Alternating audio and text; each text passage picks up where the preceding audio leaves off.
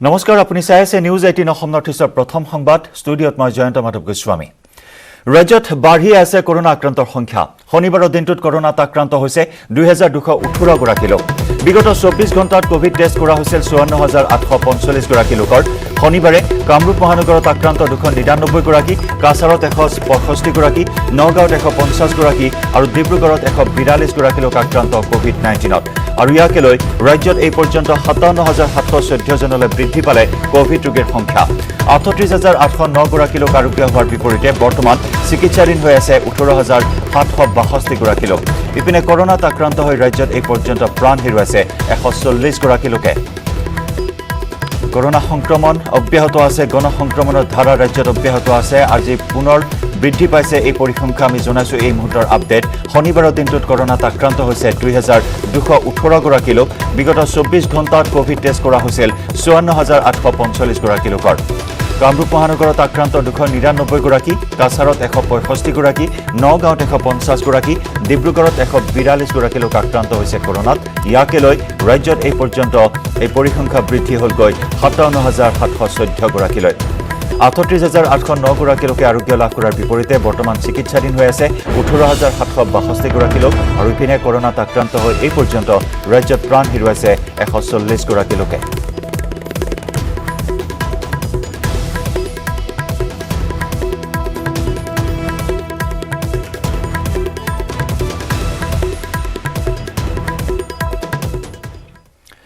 আৰু আন এক গুৰুত্বপূৰ্ণ খবৰ ৰাজ্যত পুনৰ কৰোনা আক্ৰান্ত হৈ 8জন লোকৰ মৃত্যু নলবাৰীৰ মোহন তালুকদাৰ আজিজুৰ ৰহমানৰ মৃত্যু তিনিচুকীয়াৰ নাৰায়ণ চন্দ্ৰ ডেকা দুলু পাল মৰিগাঁৱৰ তুৰাব আলী কোকৰাঝাৰৰ সুফলা গগৈ নগাঁৱৰ খনীন্দ্ৰ নাথ আৰু ডিব্ৰুগড়ৰ প্ৰকাশ জৈন কৰোনাত আক্ৰান্ত হৈ মৃত্যুমুখত পৰে ৰাজ্যত কৰোনা আক্ৰান্তৰ মৃত্যুৰ সংখ্যা ইয়াকে লৈ বৃদ্ধি পালে 140 জনলৈ একেটা দিনত 8জনকৈ ৰোগীৰ মৃত্যুৰ খবৰ নলবাৰী দুগৰাকী ব্যক্তিৰ মৃত্যু মোহন তালুকদাৰ বয়স 45 আজিজুৰ ৰহমান বয়স 52 আনহাতে তিনিচুকীয়াৰ দুগৰাকী ৰোগীৰ মৃত্যু নাৰায়ণ চন্দ্ৰ ডেকা বয়স 54 দুলু পাল বয়স 50 মৰিগাঁৱৰ তুৰাব আলী বয়স 48 কোকৰাঝাৰৰ সুফলা গগৈ বয়স 46 নগাঁৱৰ খনীন্দ্ৰ নাথ বয়স 55 আৰু ডিব্ৰুগড়ৰ প্ৰকাশ জৈন বয়স 60 এই 8 গৰাকী ৰোগীৰ একেদিনাই মৃত্যু হয় ইয়াকে লৈ ৰাজ্যত কৰোনা আক্ৰান্তৰ মৃত্যুৰ সংখ্যা বৃদ্ধি পালে 140 জনলৈ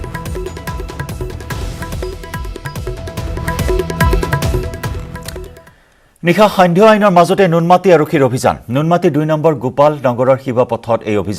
অভিযানত জব্দ কৰা হয় বৃহৎ পৰিমাণৰ বিলাতী সুৰাসহ চিগাৰেট আৰু গুটখা জব্দ কৰা হয় AS01 DP 7647 নম্বৰৰ এখন কোলা ৰঙৰ স্কৰপিঅ বাহন অবৈধ সামগ্ৰীসহ আটক কৰা হয় অমিত কলিতা নামৰ এজন যুৱকক লকডাউন আৰু আনলকৰ সুযোগ লৈ চলাইছিল সুৰাৰ অবৈধ বেহা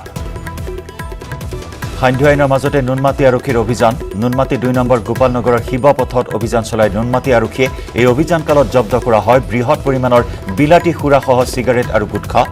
জব্দ কৰা হয় AS01 DP 7647 নম্বৰৰ এখন কোলা ৰঙৰ স্কৰপিঅ বাহন অবৈধ সামগ্ৰীসহ আটক কৰা হয় অমিত কলিতা নামৰ এই যুৱকজনক লকডাউন তথা আনলকৰ সুযোগ লৈ মহানগৰীত তেনেদৰে সুৰাৰ অবৈধ বেহা চলাইছিল এই দুষ্ট চক্ৰই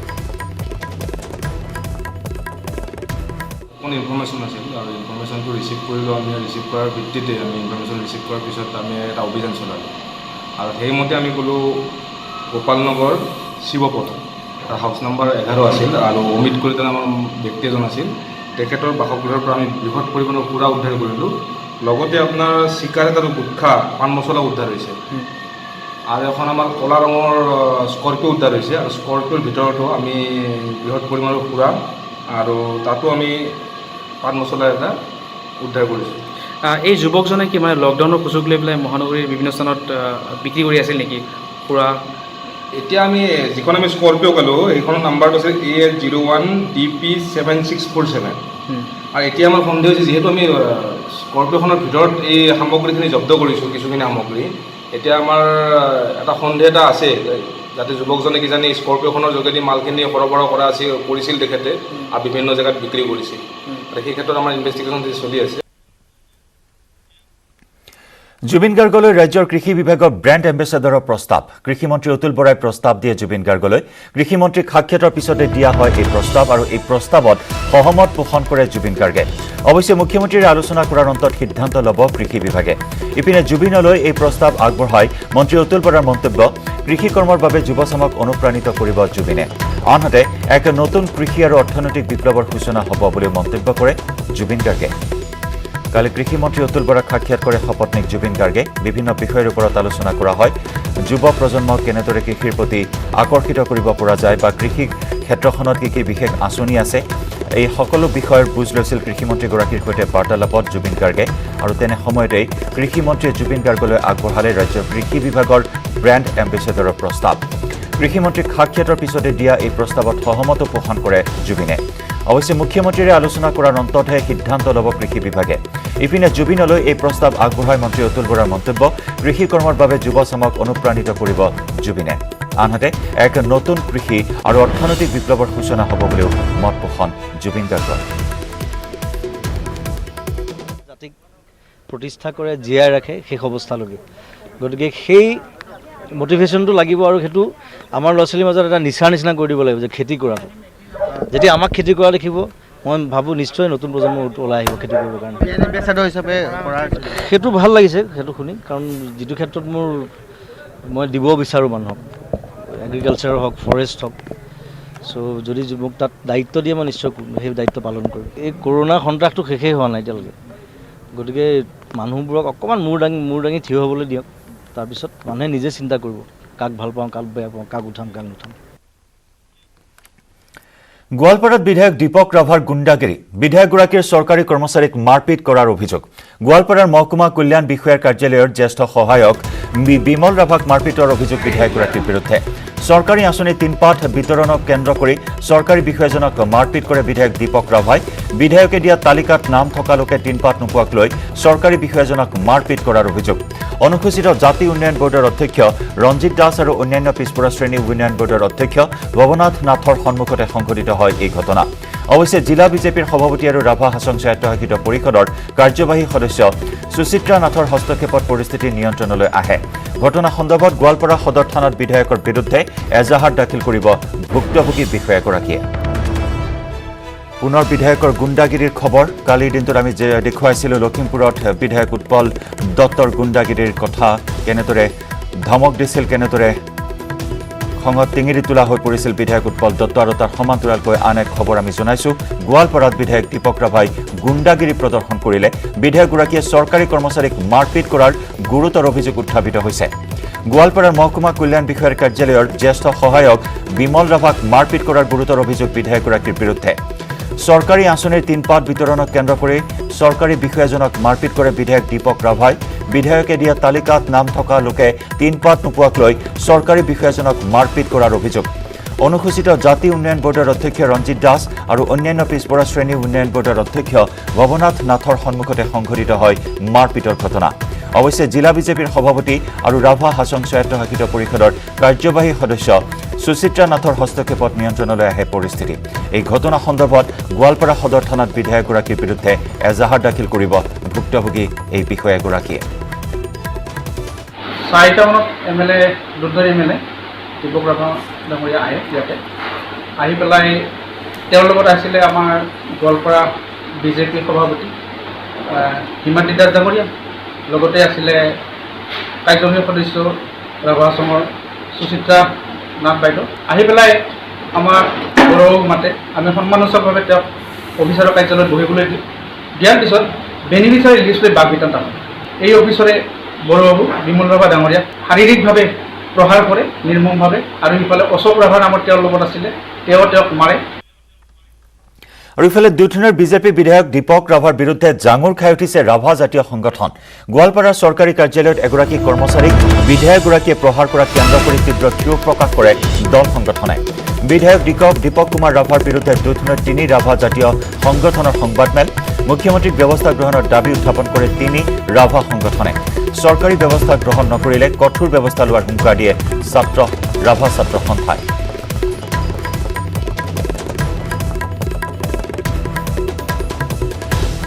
হৈ এনেধৰণৰ হঠাৎ চৰকাৰী কাৰ্যালয়ত যি হিতাধিকাৰীৰ মাজত টিন পাত বিতৰণ কৰি আছিল, সেই বিতৰণ কৰাত এগৰাকী উচ্চ বৰ্গৰ সহায়ক বিমল লাভাক যি ঘৰত সোমাই দৰ্জা বন্ধ কৰি যি সাংগু পাংগু গুণ্ডা বাহিনীৰ লগত লৈ যেনেধৰণৰে প্ৰহাৰ কৰিছে, এইটো আমি সম্পূৰ্ণ নিন্দা কৰিছোঁ, এইটো আমি গৰিহণা জনাইছোঁ। আৰু এনেধৰণৰ যি কাণ্ড কৰ্ম তেওঁ যাতে কাণ্ড কৰ্মৰ পৰা যাতে বিৰত থাকে, তাৰ কাৰণে আমি বিধায়ক ডাঙৰীয়াক আমি আহ্বান জনাইছোঁ। আৰু পৰৱৰ্তী সময়ত এই বিজেপি চৰকাৰখনে যাতে এনেধৰণৰ যি প্ৰতিনিধি, সেই প্ৰতিনিধিসকলক যাতে খুব লক্ষ্য ৰাখে, তাৰ কাৰণে মই আহ্বান জনাইছোঁ। যেন এনেকুৱা ঘটনাৰ পৰিপ্ৰেক্ষিতত আমি ৰাভা ৰাইজ সদায় বঞ্চিত হৈ আহিছোঁ আৰু লাঞ্ছিত হৈ আহিছোঁ। গতিকে এনেকুৱা বঞ্চিত আৰু লাঞ্ছিতৰ মাজত আমি দিনবিলাক কটাব লগা হৈছে। গতিকে ৰাইজবিলাক আমি সজাগ সতৰ্ক হ'বলগীয়া হ'ল। তাৰ লগে লগে আমি সদায় এনেকুৱা ঘটনা যাতে আহি থকা দিনত এনেকুৱা ঘটনা যাতে পুনৰাবৃত্তি নহয়, তাৰ কাৰণে আমি আমাৰ সৰ্বানন্দ চৰকাৰক আমি দাবী জনাইছোঁ যে এই দলে এই যি উচিত ব্যৱস্থা গ্ৰহণ কৰক, নহ'লে আমি কঠোৰ পদক্ষেপ গ্ৰহণ কৰিবৰ কাৰণে নিশ্চয় আমি সাজু থাকিম। তাৰ লগে লগে যিহেতু এই দলে যিহেতু বিভিন্ন ক্ষেত্ৰত উন্নয়নমূলক আঁচনিবিলাক ৰূপায়ণ কৰিবৰ কাৰণে উঠি পৰি লাগিছে, তো কথা হ'ল আহি থকা দিনত আমি ইয়াৰ উচিত প্ৰত্যুত্তৰ দিবৰ কাৰণে নিশ্চয় আমি কেতিয়াও কুণ্ঠাবোধ নকৰিম। আমি নিশ্চয় আহি থকা দিনত ইয়াৰ উচিত প্ৰত্যুত্তৰ নিশ্চয় দিম। এজাক বৰষুণতে প্লাবিত যোৰাবাট। কৃত্ৰিম বানে আৰোহীসহ উটুৱাই নিলে এখন 4-চকীয়া বাহন। নিউজ 18ৰ কেমেৰাত বন্দী হৈছে এই ভয়ংকৰ দৃশ্য। কৃত্ৰিম বানৰ বাবে সাময়িকভাৱে ব্যাহত হৈ পৰিছে উজনি নামনিৰ যাতায়াত। সন্ধিয়া অহা এজাক বৰষুণৰ পিছতে নৈ সদৃশ পৰিৱেশৰ সৃষ্টি হয় যোৰাবাটৰ ৰাষ্ট্ৰীয় ঘাইপথত। এক্সক্লুচিভ দৃশ্য এই মুহূৰ্তত আপুনি প্ৰত্যক্ষ কৰিছে। যোৰাবাটৰ এই সমস্যা আজিৰ সমস্যা নহয়। এজাক বৰষুণতেই বানৰ সৃষ্টি হয় এই পথছোৱাত। ৰাষ্ট্ৰীয় ঘাইপথছোৱাত ঘণ্টাৰ পিছত ঘণ্টা ধৰি যান জঁটত আবদ্ধ হৈ থাকিবলগীয়া হয় যান বাহন। আৰু তেনে সময়তেই সন্ধিয়াৰ ভাগত অহা এজাক বৰষুণত এনে এক অস্বাভাৱিক পৰিৱেশে বিৰাজ কৰে ৰাষ্ট্ৰীয় ঘাইপথছোৱাত। এখন বিলাসী 4-চকীয়া বাহন এনেদৰে উপঙি আছে যোৰাবাটৰ এই কৃত্ৰিম বানত। ৰাষ্ট্ৰীয় ঘাইপথ নিৰ্মাণত বিসংগতি হোৱাৰ বাবে কৃত্ৰিম বানে জুৰুলা কৰি আহিছে যোৰাবাটবাসীক, বিশেষকৈ ৰাষ্ট্ৰীয় ঘাইপথেৰে অহা যোৱা কৰা যান বাহনসমূহক। আৰু ৰাষ্ট্ৰীয় ঘাইপথ নিৰ্মাণৰ ক্ষেত্ৰত হোৱা এই বিসংগতি দূৰ কৰিবলৈ বাৰম্বাৰ বিভিন্ন সংগঠন, দল তথা স্থানীয় ৰাইজে বহুবাৰ নিবেদন জনাইছে যদিও এই সমস্যাৰ আজিও সমাধান হোৱা নাই। আমি দেখুৱাইছোঁ এই দৃশ্য।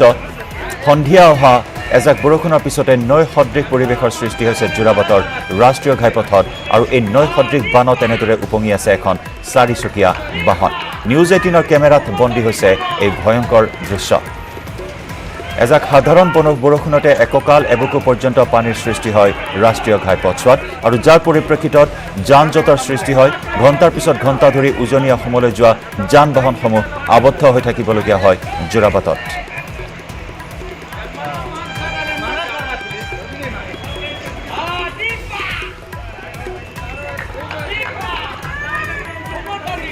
এজাক বৰষুণতে এনে এক অৱস্থাৰ সৃষ্টি হৈছে যোৰাবাটত। উটুৱাই নিলে 4-চকীয়া এখন বাহন, আৰু স্থানীয় লোকেও বাহনখন উটুৱাই নিয়াত যেন বাধা প্ৰদান কৰিবলৈ সাহস গোটাব পৰা নাই, কিয়নো এবুকু এককাল পৰ্যন্ত পানী। আৰু এই ঘটনা এয়াই প্ৰথম নহয়। এজাক বৰষুণ দিলেই এনেকুৱা এক অভাৱনীয় পৰিস্থিতিৰ সৃষ্টি হয় যোৰাবাটত। নৈ সদৃশ বানৰ সৃষ্টি হয় সাধাৰণ এজাক বৰষুণতে, আৰু মুষলধাৰ বৰষুণত সাগৰ সদৃশ বানৰ সৃষ্টি হয় ৰাষ্ট্ৰীয় ঘাইপথছোৱাত, যাৰ বাবে যাতায়াত যোগাযোগ সম্পূৰ্ণৰূপে ব্যাহত হৈ পৰে ঘণ্টাৰ পিছত ঘণ্টা ধৰি এই ৰাষ্ট্ৰীয় ঘাইপথছোৱাৰে। এজাক সাধাৰণ বৰষুণতে উটুৱাই নিলে কৃত্ৰিম বানে এখন 4-চকীয়া বাহন।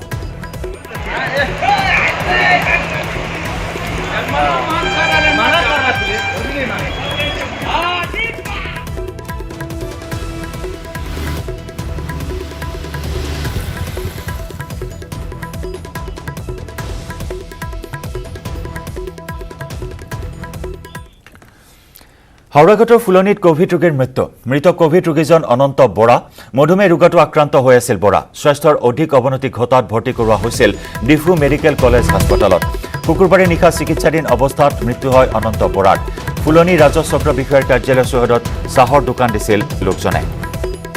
হাওড়াঘাটৰ ফুলনিত কোভিড ৰোগীৰ মৃত্যুৰ খবৰ। মৃত কোভিড ৰোগীজন অনন্ত বৰা। মধুমেহ ৰোগতো আক্ৰান্ত হৈ আছিল বৰা। স্বাস্থ্যৰ অধিক অৱনতি ঘটাত তেওঁক ভৰ্তি কৰোৱা হৈছিল ডিফু মেডিকেল কলেজ হাস্পতালত। শুকুৰবাৰে নিশা চিকিৎসাধীন অৱস্থাত মৃত্যু হয় অনন্ত বৰাৰ। ফুলনি ৰাজহ চক্ৰ বিষয়াৰ কাৰ্যালয় চৌহদত চাহৰ দোকান দিছিল এই লোকজনে।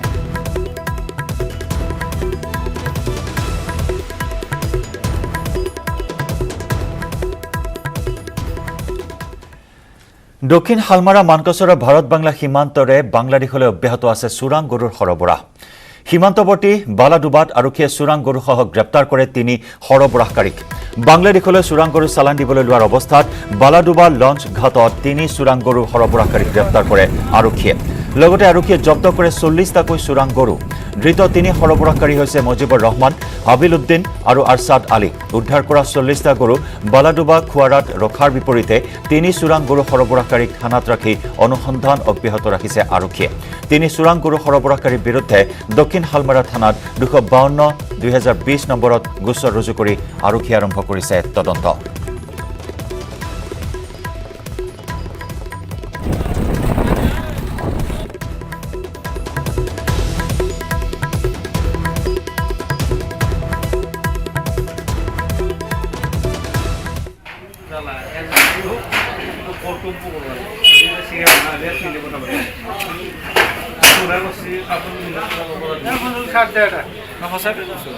চাৰ্ট নহ'লে চিকে বেলেগ কোম্পানী চলিব কাপোৰ ইমান কি কৰিছে আমি দেখুৱাইছো এনেদৰে চোৰাং গৰুৰ সৰবৰাহ অব্যাহত আছে কেতিয়াবা আৰক্ষীৰ চকুত ধূলি দি চোৰাং গৰু সৰবৰাহ কৰি আহিছে সৰবৰাহকাৰীয়ে আৰু কেতিয়াবা আৰক্ষীৰ জালত পৰিছে এনে সৰবৰাহকাৰী 40টা চোৰাং গৰুসহ আৰক্ষীৰ জালত পৰিছে কেইবাটাও গৰু চোৰাং সৰবৰাহকাৰী বৰ্তমান আৰক্ষীয়ে জেৰা চলাই আছে এই সৰবৰাহকাৰী কেইটাক এনেদৰে সীমান্তৰে বাংলাদেশলৈ চালান দি আহিছিল চোৰাং গৰু আৰু এইখিনি মুহূৰ্তৰ এটা ব্ৰেকিং নিউজ মহানগৰীত পুৱাই পদপথৰ দোকানীক লুটপাটৰ ঘটনা গণেশগুৰিত দোকানীক লুটপাট চলাই স্কুটিত অহা যুৱকে কৰায়ত্ব কৰিবলৈ চেষ্টা কৰোঁতে আক্ৰমণ দুৰ্বৃত্তৰ স্কুটিৰে চুচৰাই লৈ যায় দোকানীজনক এই ঘটনাত গুৰুতৰভাৱে আহত হৈছে দোকানীজন আহত দোকানীজনৰ নাম প্ৰণৱ ৰঞ্জন দেৱ পুৱাই গণেশগুৰিত লুটপাটৰ ঘটনা এগৰাকী পদপথৰ ব্যৱসায়ীক লুটপাটৰ চেষ্টাত স্কুটিত অহা 2 দুৰ্বৃত্তৰ আমি জনাইছো এই মুহূৰ্তৰ ডাঙৰ খবৰ মহানগৰীত পুৱাৰ ভাগতে পদপথৰ দোকানীক লুটপাট গণেশগুৰিত দোকানীক লুটপাট চলালে স্কুটিত অহা দুৰ্বৃত্তই কৰায়ত্ব কৰিবলৈ চেষ্টা কৰোঁতে দুৰ্বৃত্তই আক্ৰমণ কৰে স্কুটিৰে চুঁচৰাই লৈ যায় দোকানীজনক এই ঘটনাত গুৰুতৰভাৱে আহত হৈছে দোকানীজন আহত দোকানীজনৰ নাম হৈছে প্ৰণৱ ৰঞ্জন দেৱ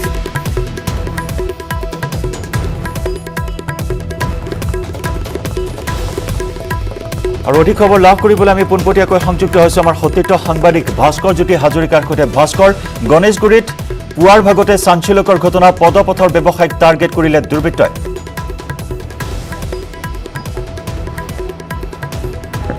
জয়ন্ত নিশ্চয়কৈ পুৱা 7 বজাতে আচলতে সেই ঘটনা সংঘটিত হৈছে গণেশগুৰিত পদপথত মই যিটো স্থানত আছোঁ এইখন হৈছে এই পদপথৰ এখন ব্যৱসায়ী আৰু মোৰ কাষত থকা এগৰাকী আছে ব্যৱসায়ী আৰু সেই ব্যৱসায়ীগৰাকীয়ে আনদিনাতে পুৱাৰ ভাগত আচলতে তেওঁ দোকান খোলাৰ উদ্দেশ্যে তেওঁ দোকানলৈ আহিছিল অৰ্থাৎ এই প্ৰতিষ্ঠানখনলৈ আহিছিল আৰু সেই সময়তে স্কুটিত অহা এজন যুৱক আহি ইয়াত উপস্থিত হৈছিল আৰু তাৰ পাছতে তেওঁ ইয়াত যি তেওঁ চিগাৰেটৰ বান্দোল আছিলে সেই বান্দোল থপিয়াই আচলতে এইটো স্থানৰ পৰা যাব বিচাৰিছিল সেই সময়তে ব্যৱসায়ীগৰাকীয়ে তেওঁক বাধা দিব চেষ্টা কৰিছিলে কিন্তু তেওঁক আচলতে আহত কৰি এই স্থানৰ পৰা পলায়ন কৰিছে সম্পত্তি মূৰত আচলতে 6টাকৈ চিলাই পৰিছে লগতে যথেষ্ট আঘাত পাইছে ব্যক্তিগত ব্যৱসায়ীগৰাকীয়ে কিন্তু ডাঙৰ বিষয় হৈছে পুৱাৰ ভাগত গণেশগুৰি হেন এই জেগাত আচলতে এনেদৰে লুটপাট যি ঘটনা সেই ঘটনাই কিন্তু চিন্তিত কৰিছে ব্যৱসায়ীসকলক মই পোনে পোনে সেই ব্যৱসায়ীৰ কাষলৈ যাম তেওঁৰ পৰা আমি জানিবলৈ চেষ্টা কৰিম কেইটা বজাৰ ঘটনা কি হৈছিল সাতটা মানুহ হ'ব 7টা বজাৰ মানুহ হ'ব মই বেগখন ৰাখছোঁ আহি কেনে সি আহি ল'ৰাটো আহি কেনে বাইকখন লৈ কেনে বেগখন খচি আছে মানে বেগখন নখচবা কি কৰি লাগে চিকৰ লাগে মই চিকৰ এতিয়া নাই অলপ পিছত যাত্ৰা কৰাৰ পিছত কোৱাৰ লগতে সি কি আছে বেগখন ৰাখি কেনে সি বহি আছে এটা মানুহ আহিছে বুঢ়া এটা মানুহ সি তামোল এটা লগা হৈছে তামোল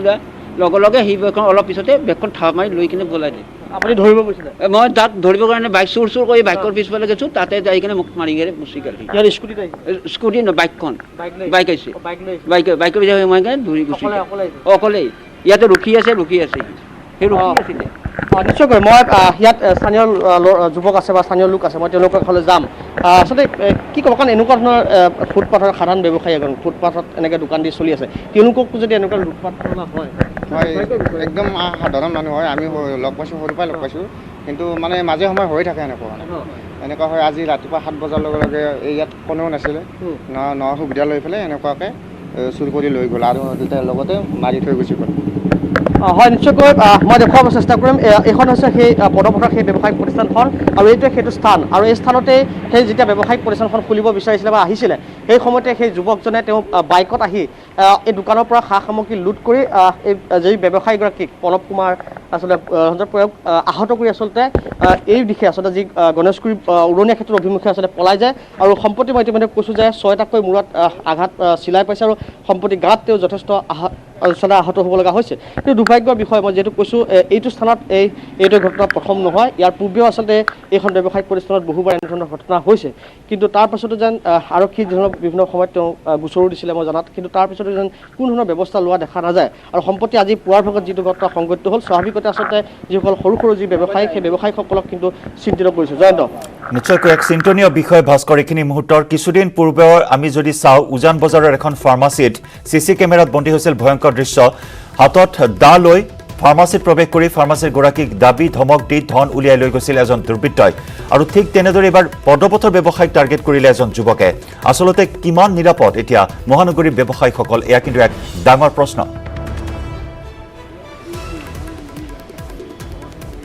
তাকে আচলতে এতিয়া সৰু সৰু বিশেষকৈ যি পদপথৰ ব্যৱসায়ীসকলো টাৰ্গেট হৈ পৰিছে চোৰৰ গতিকে তেনে ক্ষেত্ৰত কিন্তু এক চিন্তনীয় বিষয় কাৰণ কিছুদিন পূৰ্বে আপুনি যিহেতু ক'লে যে কিছুদিন পূৰ্বে উজান বজাৰত সেই ধৰণৰ ঘটনা সংঘটিত হৈছিল উজান বজাৰতো এখন ফাৰ্মাচীত হাতত চকু লৈ আচলতে দিন দুপৰতেই এই যুৱকৰ আচলতে লুটপাট চলিছিলে তাৰ পাছত আজিৰ যিটো ঘটনা আজি বিশেষকৈ এখন সৰু ব্যৱসায়িক প্ৰতিষ্ঠান এখন পদপথৰ তেনে সৰু ব্যৱসায়ী আৰু সেই ব্যৱসায়িক প্ৰতিষ্ঠানখন খুলি আচলতে তেওঁলোকে নিজৰ পৰিয়ালটো পোহপাল দি আছিল তেনে ক্ষেত্ৰত এই সৰু ব্যৱসায়ীগৰাকী যেতিয়া চোৰৰ টাৰ্গেটৰ পৰা সাৰি নগ'ল তেনেকৈ নিশ্চয়কৈ অতিকৈ চিন্তনীয় বিষয় তাতোতকৈ আপুনি নিৰাপত্তাৰ ক্ষেত্ৰত বিষয়টো যদি আপুনি কয় কাৰণ সাম্প্ৰতিক সময়ত আপুনি যথেষ্ট নিৰাপত্তাহীনতাৰ পৰিচয় বা নিৰাপত্তাহীনতাৰ যি পৰিচয় এয়া দাঙি ধৰিছে এই যি ঘটনা এই ঘটনাই আচলতে স্পষ্ট কৰি তুলিছে যে গুৱাহাটী মহানগৰীত এতিয়া আপুনি মই কিমান সুৰক্ষিত অকল গুৱাহাটী মহানগৰীয়ে নহয় কাৰণ যিহেতু যথেষ্ট লকডাউন যথেষ্ট সময় গ'ল প্ৰায় 6টাকৈ মাহ গ'ল তেনে ক্ষেত্ৰত অৰ্থনৈতিক মন্দাৱস্থাৰ যি সৃষ্টি হৈছে বিশেষকৈ বহু লোক আচলতে কৰ্মহীন হৈ পৰিছে তেনে ক্ষেত্ৰত সকলোৱে আচলতে চিন্তাৰ বিষয় হৈ পৰিছে যে বৰ্তমান সময়ত অকল গুৱাহাটীয়ে নহয় ৰাজ্যত মানুহৰ যি আচলতে নিৰাপত্তা সেই নিৰাপত্তা যথেষ্ট হ্ৰাস পাইছে আৰু যাৰ ফলশ্ৰুতিত আজিৰ এইটো যিটো ঘটনা সেই ঘটনাই পুনৰবাৰ প্ৰমাণ কৰিলে যে বৰ্তমান সময়ত কিন্তু ৰাজ্যৰ যি সাম্প্ৰতিক পৰিস্থিতি যিটো অৰ্থনৈতিক অৱস্থা যথেষ্ট বেয়া তেনে ক্ষেত্ৰত সৰু বৰ আচলতে কোনো ব্যৱসায়িক প্ৰতিষ্ঠান বা কোনো লোক আচলতে সুৰক্ষিত নহয় কাৰণ সাধাৰণ ব্যৱসায়ী মই আকৌ কৈছোঁ পদপথত ব্যৱসায়িক প্ৰতিষ্ঠান খুলি তেওঁলোকে পৰিয়াল পোহপাল দিয়ে তেনে ক্ষেত্ৰত চোৰৰ যেতিয়া টাৰ্গেট আচলতে এই ব্যৱসায়িক প্ৰতিষ্ঠানখনো সাৰি নগ'ল তেনে ক্ষেত্ৰত আপুনি নিশ্চয়কৈ ক'ব পাৰিব যে বৰ্তমান সময়ত কিন্তু আপোনাৰ মোৰ যি নিৰাপত্তা সেয়া মুঠেই নাই নিশ্চয় ধন্যবাদ ভাস্কৰ ধন্যবাদ জ্ঞাপন কৰিছোঁ সন্মুখত স্বাধীনতা দিৱস গুৱাহাটী মহানগৰীতো তালাচী অভিযান কটকটীয়া কৰি তোলা হৈছে আৰক্ষীয়ে টহল দিছে নিৰাপত্তা কটকটীয়া কৰি তোলা বুলি কৈছে যদিও এই ক্ষেত্ৰত কিন্তু এখন উলোটা ছবিহে ৰাজপথত দেখিবলৈ পোৱা হৈছে আজি পুৱাৰ ভাগতেই এনেদৰে এগৰাকী বয়োবৃদ্ধ ব্যক্তিক আক্ৰমণ কৰিলে দুৰ্বৃত্তই আৰু স্কুটিত চোচৰাই আঘাতপ্ৰাপ্ত কৰিলে এইগৰাকী পদপথৰ ব্যৱসায়ী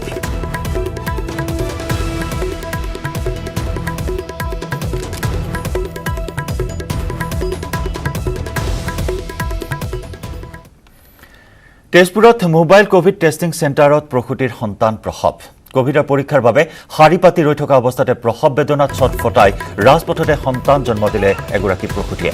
সন্তান প্ৰসৱৰ সময়ত হোৱা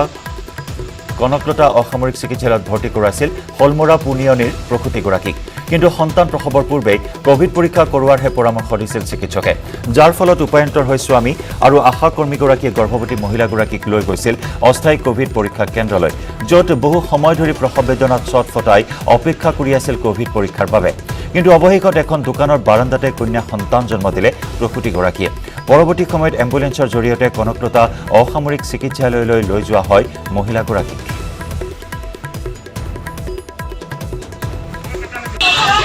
তেজপুৰত মোবাইল কোভিড টেষ্টিং চেণ্টাৰত প্ৰসূতিৰ সন্তান প্ৰসৱৰ ঘটনা আমি দেখুৱাইছোঁ এই দৃশ্য কোভিডৰ পৰীক্ষাৰ বাবে শাৰী পাতি ৰৈ থকা অৱস্থাতে প্ৰসৱ বেদনাত ছটফটাই ৰাজপথতে সন্তান জন্ম দিলে এই প্ৰসূতিগৰাকীয়ে সন্তান প্ৰসৱৰ সময় হোৱাত কনকলতা অসামৰিক চিকিৎসালয়ত ভৰ্তি কৰাইছিল হলমৰা পুনিয়নিৰ প্ৰসূতিগৰাকীক কিন্তু সন্তান প্ৰসৱৰ পূৰ্বে কোভিড পৰীক্ষা কৰোৱাৰহে পৰামৰ্শ দিছিল চিকিৎসকে যাৰ ফলত উপায়ন্তৰ হৈ স্বামী আৰু আশাকৰ্মীয়ে গৰ্ভৱতী মহিলাগৰাকীক লৈ গৈছিল অস্থায়ী কোভিড পৰীক্ষা কেন্দ্ৰলৈ য'ত বহু সময় ধৰি প্ৰসৱ বেদনাত ছটফটাই অপেক্ষা কৰি আছিল কোভিড পৰীক্ষাৰ বাবে কিন্তু কোনেও বাট এৰি দিয়া নাছিল মহিলাগৰাকীক প্ৰথমে কোভিড পৰীক্ষা কৰিবলৈ যাৰ বাবে অৱশেষত এখন দোকানৰ বাৰাণ্ডাতেই কন্যা সন্তান জন্ম দিলে প্ৰসূতিগৰাকীয়ে পৰৱৰ্তী সময়ত এম্বুলেন্সৰ জৰিয়তে কনকলতা অসামৰিক চিকিৎসালয়লৈ লৈ যোৱা হয় মহিলাগৰাকীক ক'ত জন্ম হ'ল বাচ্চাটো? ৰাস্তাতে হৈছে আৰু কিয় কৰোণা টেষ্ট কৰিবলৈ গৈছে? কৰোণা টেষ্ট কৰিব গৈছিলে, পিছত এইটো হ'লে পিছত তাতেই মানে বাচ্চাটো ওলাই গ'ল। ক'ভিড টেষ্ট কৰি থাকোঁতে ক'লে বোলে বাচ্ছা এটা বোলে ওলাই গ'ল বোলে ইয়াতে জন্ম পালে। তাৰপিছত আশাজনী আছিলে, আশাজনীক মই ক'লোঁ কি কৰিছা তুমি, মানুহ মাতা, এম্বুলেঞ্চ মাতা। হস্পিটেলত প্ৰাইভেট এম্বুলেঞ্চখিনি মই ক'লোঁ যে ইয়ালৈকে আহিব লাগে, এজনী মানে মাইকী এনেকুৱা অৱস্থা হৈছে। সিহঁতে মানে ইমান ৰিকুৱেষ্ট কৰিলোঁ, কোনো এজনে নাহিলে তাৰমানে প্ৰাইভেটখিনি। ভাবি পইচা চইচা নিদিব নেকি এনেকৈ ভাবিছে। তাৰপিছত মই হস্পিটেলৰ ভিতৰত সোমাই গ'লোঁ। ভিতৰত সোমাই যায় এম্বুলেঞ্চ এখন ওলাই আহিছে, গভৰ্ণমেণ্ট এম্বুলেঞ্চ। তাৰপিছত সিহঁতক মই ক'লোঁ, কোৱাৰ লগে লগে কিন্তু সিহঁতে আহিছে, আহি পেলাই মানে লৈ গ'ল আৰু। মৰিগাঁৱত লক্ষাধিক টকাৰ জাল নোট উদ্ধাৰ। লাওতলিত 13,40,000 টকাৰ জাল নোট উদ্ধাৰ কৰা হয়। আৰক্ষীৰ জালত 2 জাল নোট সৰবৰাহকাৰী। ধৃত 2 সৰবৰাহকাৰী চিৰাজুল হক আৰু নকুল আমিন। 2 জাই গুলী ফুটাই 2 সৰবৰাহকাৰীক কৰায়ত্ব কৰা হয়। মাৰণাস্ত্ৰ ক্ৰয়ৰ বাবে ৰাখিছিল জাল নোটখিনি। আৰক্ষীৰ জেৰাত 2 সৰবৰাহকাৰীৰ স্বীকাৰোক্তি। স্বাধীনতা দিৱসৰ পূৰ্বে মৰিগাঁও আৰক্ষীৰ এই বৃহৎ সফলতা। মৰিগাঁৱৰ আৰক্ষী অধীক্ষক নন্দ সিং বৰকলাৰ নেতৃত্বত চলা অভিযানত জাল নোটসহ 2 সৰবৰাহকাৰীক গ্ৰেপ্তাৰ কৰা হয়। দমে দমে জাল নোট এনেদৰে আপুনি প্ৰত্যক্ষ কৰিছে। 13,40,000 টকাৰ জাল নোট জব্দ কৰা হৈছে।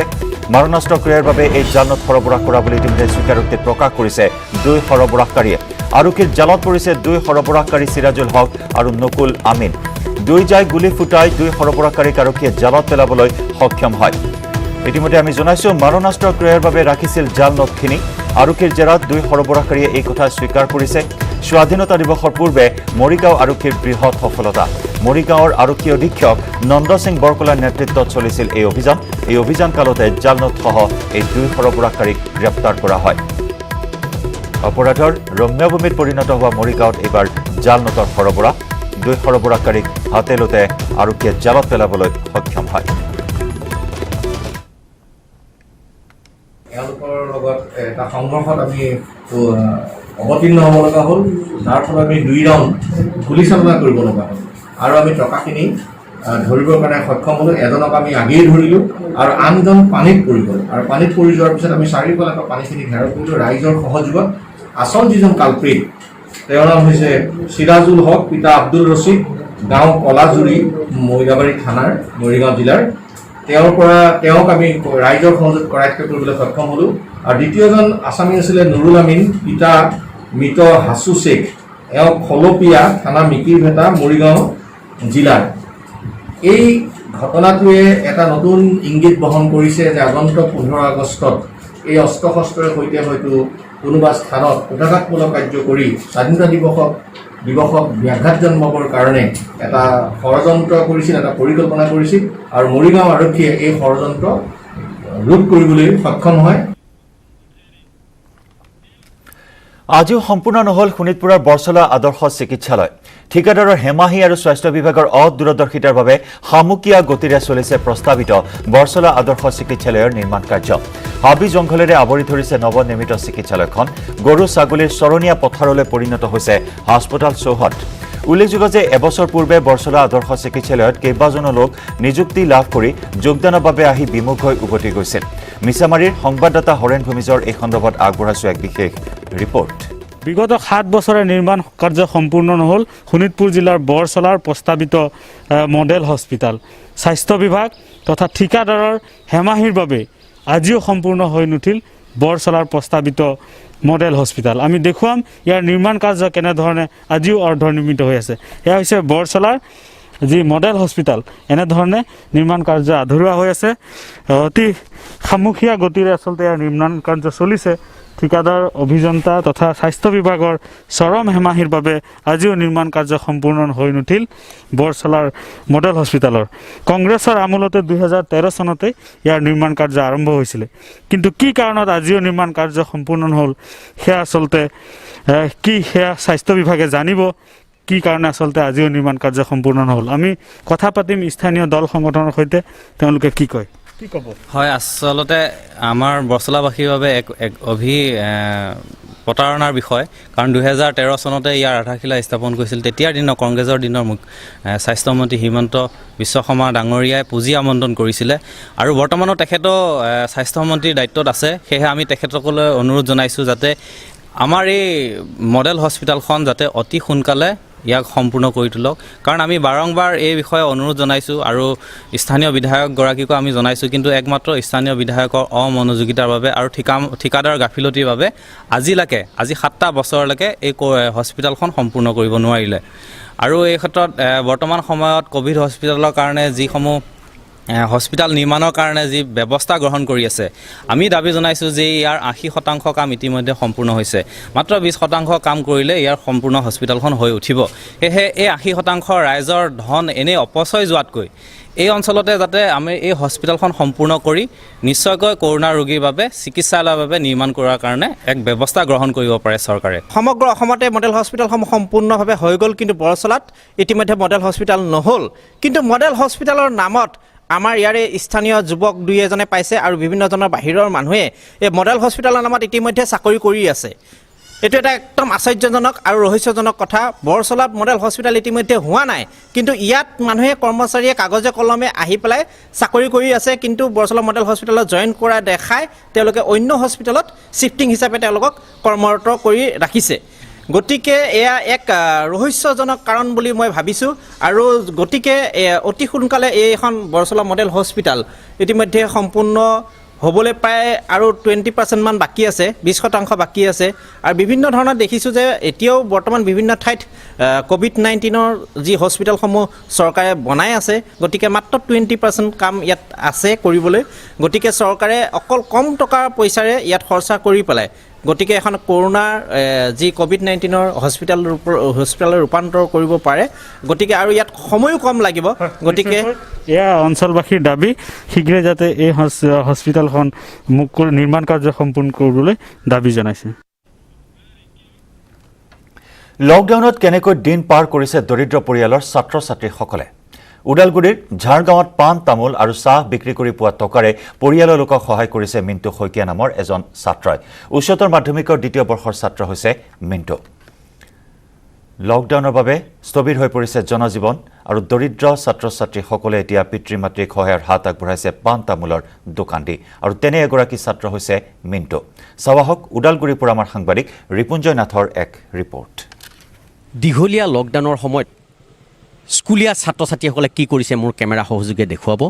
এক দুখীয়া পৰিয়ালৰ ল'ৰা মিণ্টু শৰণীয়া আৰু এই মিণ্টু শৰণীয়া এই চাৰগাঁৱৰ এই চকত এখন দেউতাকৰ যিখন পাণ দোকান আছে সেই পাণ দোকানখনত মিণ্টুই দেউতাকক সকলো কামৰ পৰা বা দোকানৰ যি বেচা কিনাৰ পৰা সকলো ফালৰ পৰা সহায় কৰি দিয়ে পাণ দোকানৰ লগতে হোটেল সৰুকৈ চাহো বিক্ৰী কৰে গতিকে মই মিণ্টুৰ পৰা মই জানিব বিচাৰিম যে মিণ্টু তুমি দেউতাক কি কামত সহায় কৰি দিয়া মই দেউতাক এই দোকানখনতে সহায় কৰোঁ কাৰণ আমাৰ মাটি নাই খেতি কৰিব লগা মাটি থাকিলে খেতি কৰিব লগা থাকিলে খেতিটো সহায় কৰি দিলোঁ হয় কাৰণ মই দেউতাক আমাৰ দোকানখনতে সহায় কৰি দিওঁ প্ৰায় তুমি কি পঢ়ি আছাগৈ কিমান পঢ়ি আছা আৰু কোন কলেজত পঢ়ি আছা মই খৈৰাবাৰী জুনিয়ৰ কলেজ পঢ়ি আছোঁ এইবাৰ ছেকেণ্ড ইয়াৰ হাই ছেকেণ্ডেৰী ছেকেণ্ড ইয়াৰ হয় ফাইনেল দিম আচ্ছা তুমি যিহেতু এই লকডাউন দীঘলীয়া লকডাউন হ'ল এই সময়ছোৱাত তোমালোকৰ কেনেকুৱা অসুবিধাৰ সন্মুখীন কেনেকুৱা মানে অকণমান পঢ়া পাতিৰ ক্ষেত্ৰত অসুবিধাৰ সন্মুখীন হৈছোঁ কাৰণ পঢ়িবলৈকে বেছি মন নাযায় দোকানত থাকিলে যিহেতু আকৌ ভাগৰো লাগে ৰাতি গৈ পঢ়িবলৈকে মন নাযায় সেইটোৱে তুমি অন্য কিবা কৰা নেকি অন্য মই বিশেষ Assam drama mime academy Baihata চাৰিআলিত এখন ড্ৰামা স্কুলত মই এতিয়া ক্লাছ কৰি আছোঁ তোমাক এই দোকানখনৰ বেচা বিক্ৰী দি বা যি ইনকাম হয় সেই ইনকামে দিয়ে তোমালোকক পঢ়ায় হয় পঢ়ায় আমাৰ খেতি বাতি নাই কি ক'ব এজন যুৱক এই মিণ্টু এইখন হোটেলতে আপুনি বহি আছে যিহেতু চাহ খাব বা কিবা কিনিব আহিছে কি ক'ব তেওঁৰ যিটো দুখীয়া ঘৰৰ ল'ৰা তেওঁলোকে হয় আচলতে এক প্ৰকাৰৰ দুখজনক বিষয় বুলি ক'ব লাগিব কাৰণ কৰোণা ভাইৰাছৰ আতংকৰ বাবে গোটেই বিদ্যায়তনিক ক্ষেত্ৰখন বন্ধ হৈ পৰিছে বুলি ক'ব লাগিব শৈক্ষিক পৰিৱেশটো বিনষ্ট হৈ পৰিছে কাৰণ ছাত্ৰ ছাত্ৰীসকলত ই এটা বিৰূপ প্ৰভাৱ পৰিছে সেইটো কথা কিন্তু আমি স্বীকাৰ কৰিবই লাগিব তাৰ বিপৰীতে ছাত্ৰ ছাত্ৰীসকলে এতিয়া ইতিমধ্যে কিন্তু কোনোবাই আচলতে এটা বেকাৰ জীৱনো কটাবলগীয়া হৈছে বা তেওঁলোকে অনাই বনাই ঘূৰি ফুৰিছে তাৰ মাজতে মিণ্টু শৰণীয়া নামৰ এইগৰাকী ছাত্ৰই এতিয়া যিহেতুকে মহাবিদ্যালয় বন্ধ গতিকে তাৰ মাজতে কিন্তু নিজৰ দেউতাকৰ এই ক্ষুদ্ৰ হোটেলখনত আহি কাম কৰি সহায় কৰি দিছে সি সঁচাকৈ যোগাত্মক বিষয় বুলি ক'ব লাগিব বা ছাত্ৰ ছাত্ৰীসকলৰ কাৰণে কিন্তু আদৰণীয় বিষয় আৰু অতি প্ৰতিভাৱান ছাত্ৰ এজন এক আদৰণীয় পদক্ষেপ বুলি ক'ব লাগিব যিহেতু এই লকডাউনৰ সময়ত মিণ্টু হায়াৰ ছেকেণ্ডেৰী